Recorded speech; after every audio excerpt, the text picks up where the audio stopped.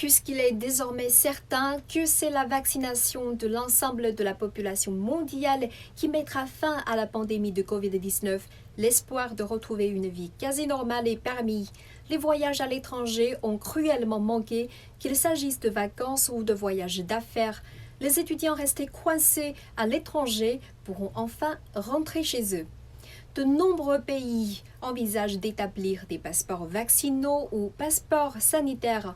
Le principe est de faciliter les déplacements internationaux et de reprendre les échanges entre personnes le plus rapidement possible.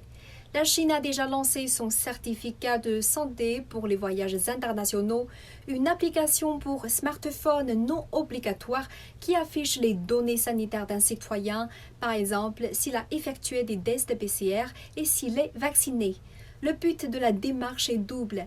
Permettre aux Chinois vaccinés de recommencer à voyager à l'étranger en toute sécurité et garantir la réouverture progressive de ces frontières aux voyageurs étrangers. Les ambassades chinoises aux États-Unis, en France, au Japon, en Thaïlande, aux Philippines et au Pakistan ont annoncé à la mi-mars des assouplissements allant dans ce sens pour les demandeurs de certaines catégories de visas.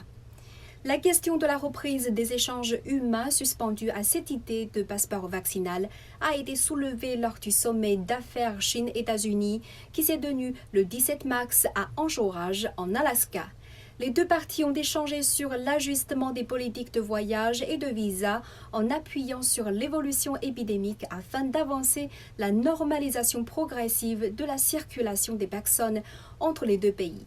Selon USA Today, l'administration Biden est sous la pression d'une grande partie des compagnies aériennes américaines qui réclament unanimement la levée des restrictions anti-Covid pour les voyages internationaux pour éviter la faillite. Il a également été demandé que les voyageurs chinois et étrangers vaccinés soient exemptés de tests à l'arrivée et puissent voyager librement aux États-Unis. De son côté, la Chine s'engage à reconnaître les vaccins des autres pays à condition que les autres pays fassent de même. Israël et la Thaïlande s'y sont déjà engagés selon ifeng.com. D'ici le mois d'août, on estime qu'une soixantaine de pays mettront aussi en place cette reconnaissance mutuelle des passeports vaccinaux. La promesse d'un retour à la vie d'avant, tout le monde le souhaite.